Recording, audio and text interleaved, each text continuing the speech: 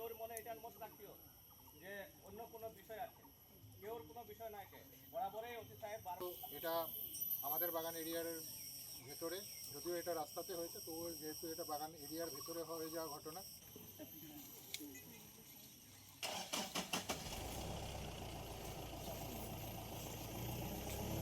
ঠিক আছে, কি বিষয়টা, কারণ যেহেতু একটা এরকম ঘটনা হয়েছে, ওটা নিয়ে ইনভেস্টিগেশন করবে কি, মানে তদন্ত চলবে কি, তো তদন্ত বের দেওয়া হবে, কিন্তু ওরাও পরবর্তী সময় হয়তো বা আবার পুলিশ ওরাকে ডাকতে পারে। ঠিক আছে, হয়তো বা থানালে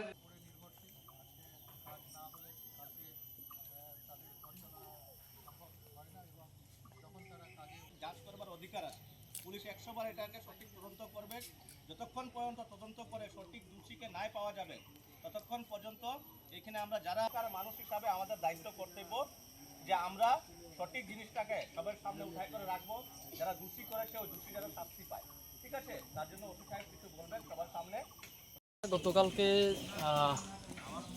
মোট 3 জনকে আমরা উঠিয়েছিলাম এই কেসের নিরিখে। আমাদের কাছে কিছু পয়েন্ট আসছিল, তো আমরা ওদেরকে ইন্টারোগেশন করে ওদের মধ্যে থেকে 2 জনকে আমরা কেসে বুক করেছি।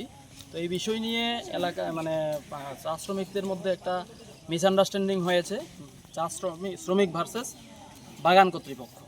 তো এই জায়গাটা ক্লিয়ারেন্স করার জন্য আমরা আমাদের ইনভেস্টিগেশন প্রসেসে কী হতে পারে এবং এখানে যারা শ্রমিক রয়েছে, নির্দোষ শ্রমিক রয়েছে, তাদেরকে যাতে আমরা কেসের আমরা যাতে হ্যারাসমেন্ট না হতে হয়, সেজন্য আমরা এখানে কেসের লাইন আমাদের তরফ থেকে এখানে ক্লিয়ারেন্স করা হয়েছে।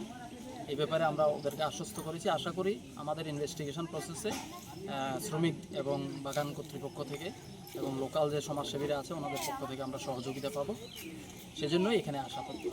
গাড়ি চালক হত্যার পিছনে এখন পর্যন্ত কয়জন গ্রেপ্তার হয়েছে? এখন পর্যন্ত 2 জন।